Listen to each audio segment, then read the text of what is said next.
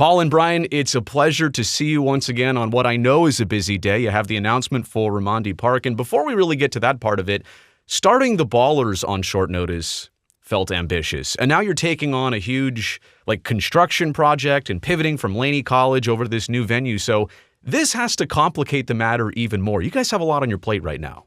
We do. We got a lot of work to do. But the whole point of doing this was proving to the world what Oaklanders can do when we come together, and we've been proving it. And so, we have, the city of Oakland, Councilmember Fife, the Parks Department came to us with this idea of playing at Raimondi Park, which is a deeply historical park. And so it was just too much of an opportunity to abandon. Now, to be fair, it's not the full baseball stadium yet. You can't do all of that in just 4 months' time, but you do have a $1.4 million gift amount lined up to take care of the financing of this.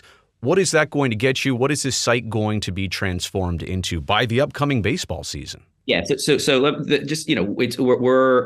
just from a process perspective, we were given approval by the city of Oakland to play baseball games out of Raimondi Park in January. Today we're announcing we're gonna do that, and that we're investing $1.6 million in private money to improve the play space. Building a warning track, improve the irrigation, put padding on the walls, the kind of stuff that needs to be there. For professional baseball, but also we're only going to use it for 48 days a year. The city of Oakland can use it for 317, and we hope it becomes the premier space for baseball, youth baseball, and softball in Oakland. The first season for us is going to be with temporary, seating and bleachers around that baseball field, kind of like they do with outside land. So it's going to be a series of festivals essentially around the baseball field. That's what we're doing by June 4th. Oh, it's still pretty amazing. It's a lot of work, but that also makes it more tangible and sets out what you guys are trying to do here. I know this is also an important site. It's very opportune being in West Oakland, but it's got some very historic and sentimental ties. So why did that part make this extra special? Yeah, that's actually what we're most excited about with Raimondi. This is a deeply historical park. So it was, created in the late 1800s, called Bayview Park.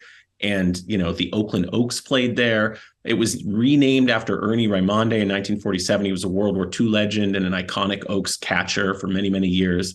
And in the 40s, actually, some of the first integrated baseball games in America took place at the park. And then on through the 50s, 60s, and 70s, it was sort of the best kept secret in baseball that this park was producing more superstars than anywhere else. We're talking about Curt, right? The father of free agency, Frank Robinson, the Hall of Famer, Vada Pinson. So we couldn't, from the beginning, our intention was to, hold on to the legacy of baseball in Oakland. And there's literally not a park that is more tied to that legacy than Raimondi.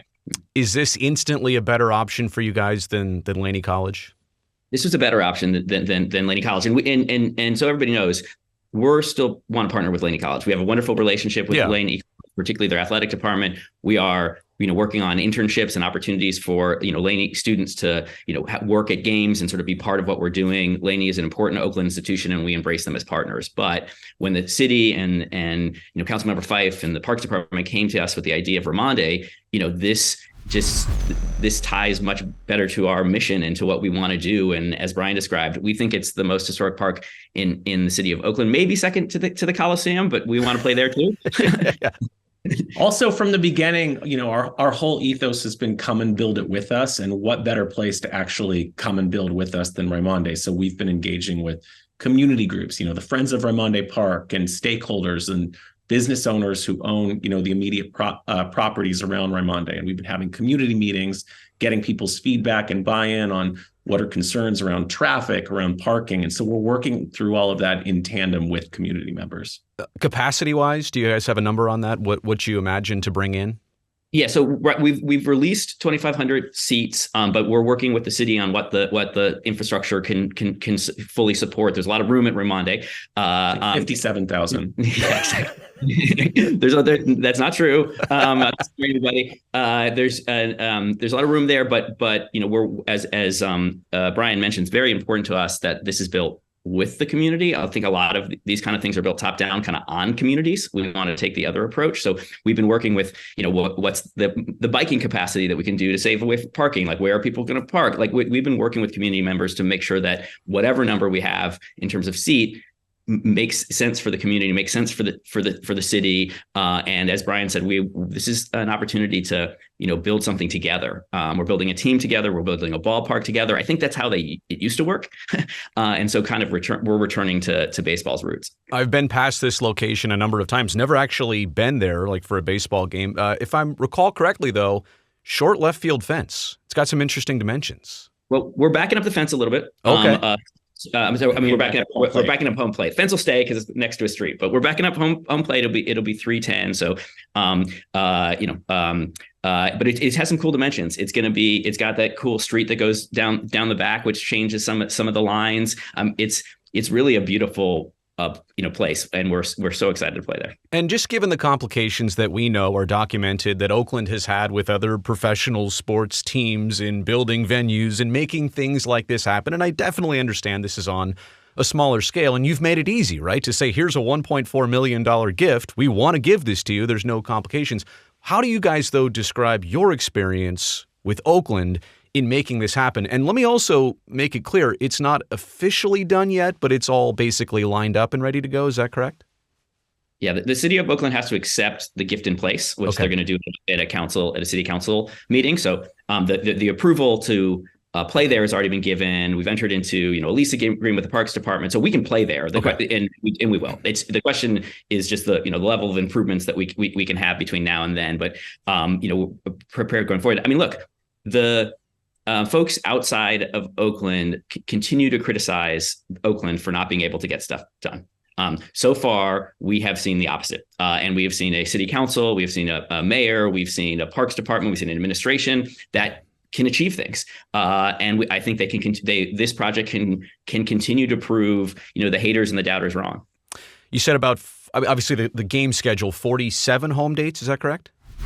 48. Oh, 48. Okay. Well, it's close. But less than 50 home Ballers games every season. And you mentioned that the park is open to the public in the rest of the year.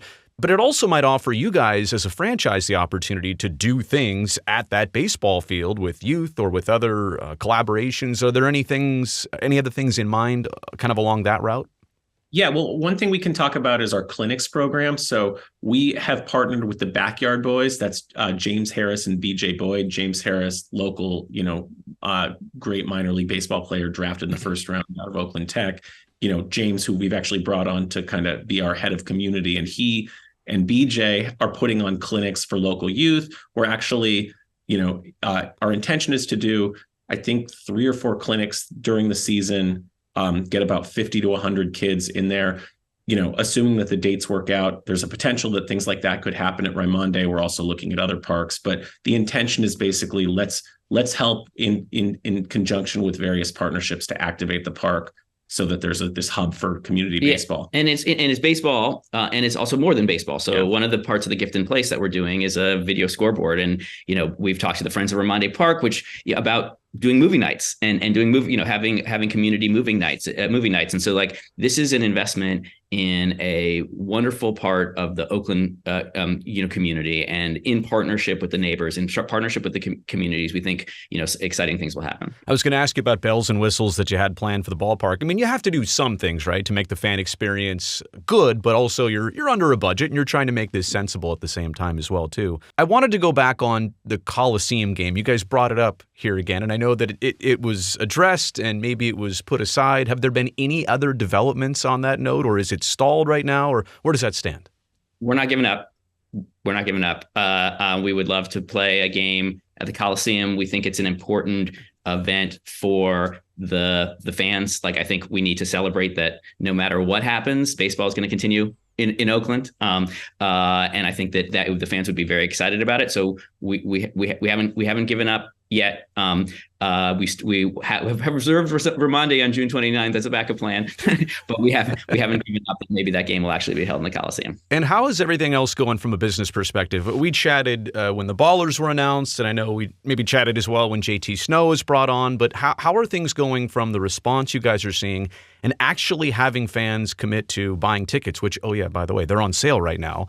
But how is it going from the response side of things?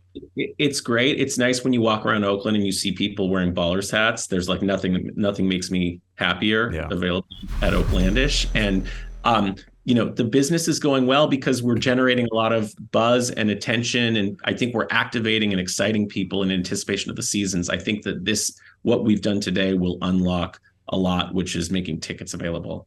So right. And tickets are available at www.oaklandballers.com. They're available in 12 packs. They're a wonderful gift for Valentine's Day for other people who might have missed Valentine's Day.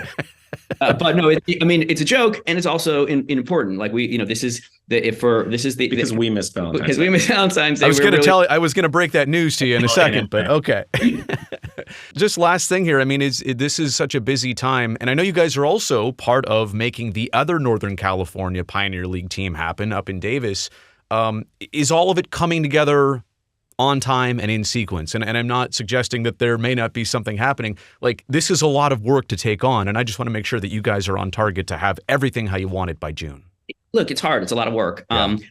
And Bryan and I are working tirelessly, and so is the rest of our team. It really is. But we are going to continue to work that hard because we're fighting for Oakland, and we think that fight is worth staying up late for, or working on weekends for, all the things that we've had to do to make this work. We will continue to fight until this is successful. Well, the headline's going to read "Brand New Ballpark in Oakland," and I realize it may not be the one that first comes to most people's mind, but I think what you're doing is special and exceptional and a historic piece of baseball in Oakland and in the East Bay. So congratulations to both you guys, Paul and Bryan, on doing something else incredible.